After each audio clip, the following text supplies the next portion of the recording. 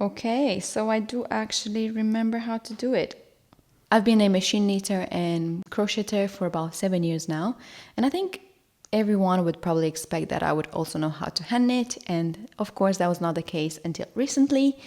I did try hand knitting when I was very young, and I think in my second year of uni as well, but I've never fully made a garment. I don't think I ever knitted more than a couple of rows. So I would say that I started from zero. So I decided to embark on a 30-day challenge where I would hand knit for 30 days straight to see if I will enjoy it and how much I can learn. And I'm here to share that experience with you. If you are a crocheter who also wants to learn how to hand knit, this video might be very useful for you as I'm sharing some tips and some things that I struggled with. And maybe you're just watching this because you are enjoying watching people learning new things, so you can be here for any reason. I do hope you will enjoy this video. On day one, of course, I picked up my needles and I learned how to cast on and just beginning to learn how to do a knit stitch. The first mistake, or should I say the first thing that I did that made my life a little bit more difficult than it should have been, was watching a tutorial where they show how to knit in English style. I think as a crocheter, watching a video showing how to knit in continental style would be a bit easier because they are holding the yarn on the needle rather than wrapping it around the needle. So definitely this is something to consider as well if you are a crocheter who wants to learn how to hand knit. However, I still managed to knit a few rows in watching that tutorial, but every time I was tempted to wrap the yarn around my needle and kind of just do it as I would do when I would crochet. So that's the first thing. I managed to knit a few rows on day one.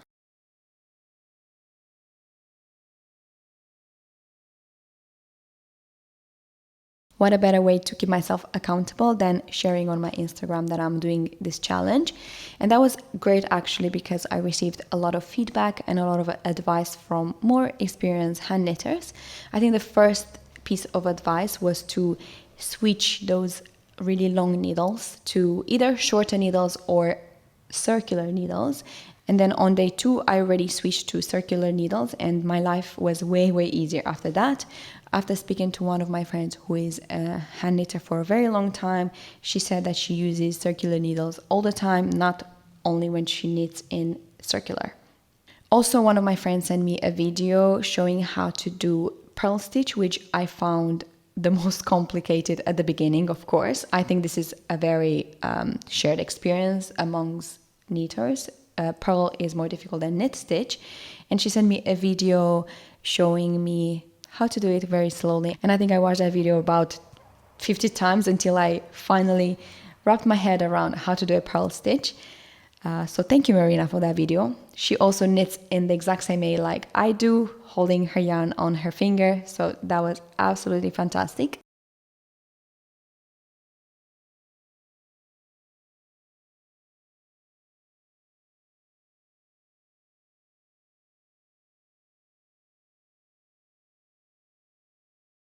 On day four, I already began doing a 2x2 rib. I think this was a great way to begin practicing switching between knit and purl. Of course, my tension was not quite there yet.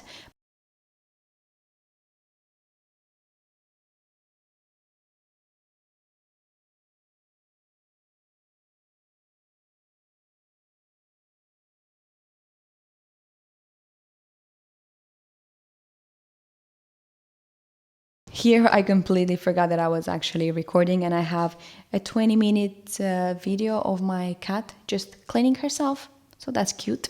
I'm gonna insert a little bit here for you so you can enjoy it as well. On day 5, I began practicing seed stitch and moss stitch. Great way to practice switching between knit and purl and also kind of knowing how to identify what is a knit, what is a purl when you flip the work around. Obviously, I'm a machine knitter and our work always stays with the purl side facing us on the machine. But I think because I can identify what is a knit, what is a purl stitch, this definitely helped me in practicing this stitch.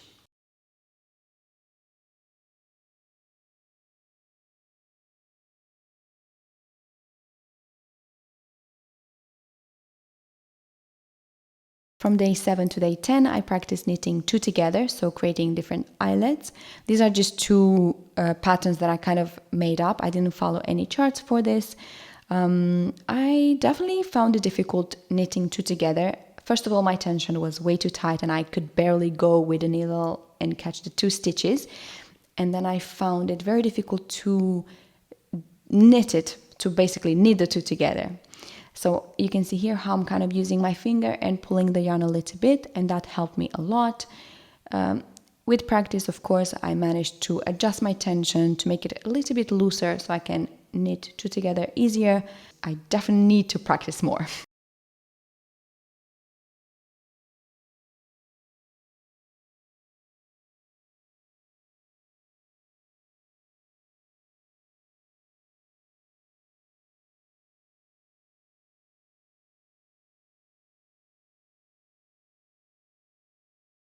Day 11 was a very exciting day for me as I tried cables for the first time. Cables are some of my favorite stitches to knit on the machine and also crochet as well. I think the most exciting part about hand knitting cables is that I feel it's so much easier to combine with other stitches such as moss stitch and seed stitch.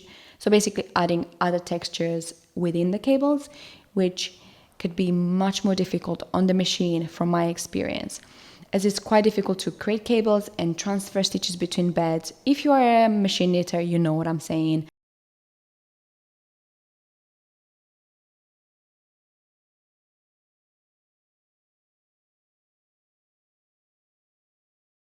On day 12, I was actually so proud that I managed to do a cable without watching a tutorial. Not to be cocky or anything, but I think the same principle applies when crossing stitches on the machine, so I kind of knew how to do it.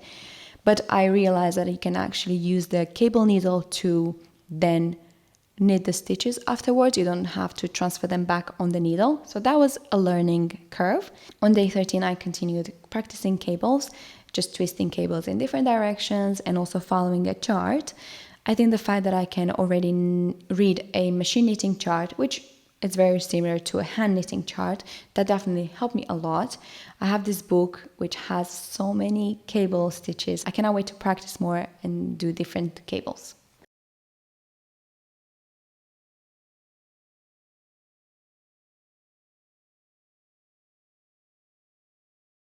On day 14, I tried tuck stitch, which is such a cute stitch.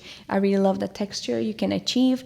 To make my sample a bit more interesting, I did a purl stitch row after, and I used a contrast color to do that, and I think it just creates such a lovely fabric. I love both the knit and the purl side of this fabric. Yeah, and I don't know if I would want to make a garment, if I would choose the knit or the purl side, but maybe I can combine the two. That's a thought. Anyway, I love tuck stitches and I'm definitely excited to practice more.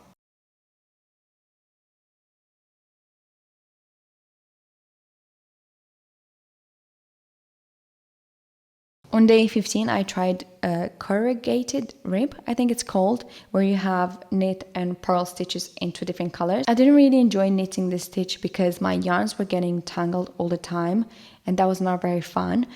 I think there's a tool that you can put on your finger to put 2 different colors so they don't get tangled, which I probably have to buy in the future if I want to try this kind of stitches again. Not my favorite stitch so far.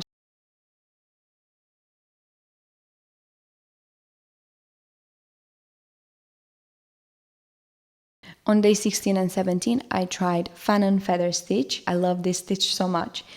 I tried this stitch before on the machine, but if I was to compare the two, I think I find it easier to do by hand. When you do it on the machine, you have to do so many transfers and there's so much tension created. I think it's more difficult on the machine. I don't know if anyone is interested to hear more about the difference between hand knitting and machine knitting. I think that people think that machine knitting is always faster than hand knitting, but I think sometimes it actually might not be the case. Let me know if you want me to share more about that, but in this instance, I think I prefer doing fan and feather by hand, and I think it's much quicker. If you hear a rooster screaming, I'm sorry about that. Use a contrast color to on by hand. As you can see, I definitely didn't do it right the first time I tried, but when I tried the next day, it came out beautiful. On day 18, I just went on YouTube and searched for easy hand knitting stitch, and I found this cute zigzag texture. This is just a 1-row repeat, and it's always knit, which makes it so much quicker and easier. And of course, you can add different stripes, which produces that zigzag effect. On day 19 and 20, I tried popcorn stitch. I'm not sure if I'm a fan of this stitch. I think the amount of time that it takes to knit and the effect is just not, I don't think it's worth it. Not one of my favorite stitches, and I probably will not try it again. On day 21, I tried ferrule stitch. I love ferrule, but again, I had a very difficult time knitting with 2 colors. The yarns were getting tangled. I would like to try ferrule again, but I definitely need to find a better way to do it because my yarns were getting so tangled and I did not have fun. But it's not the stitch's fault, is that I don't know how to do it better. On day 22, I thought I was ready to freestyle. I just created some really large eyelets. I don't know exactly what I did. I think I knitted 3 together or 2 together twice. I don't know what I did. On day 23 and 24, I knitted honeycomb brioche. I loved this stitch so much. It's such an enjoyable stitch to knit. And it just creates such a beautiful and kind of cozy fabric. Definitely want to try this again. Yeah, one of my favorite stitches from all of the ones that I tried. From day 25 to 28, I practiced 2-color brioche. Another level of complexity, and as you can see, I messed up completely on the first day. I decreased without even realizing my edge is a mess. But then when I practiced again the next day and the next day, you can see my edge is really beautiful. I also tried some cables. I would want to make a full garment in that, but maybe in a few years.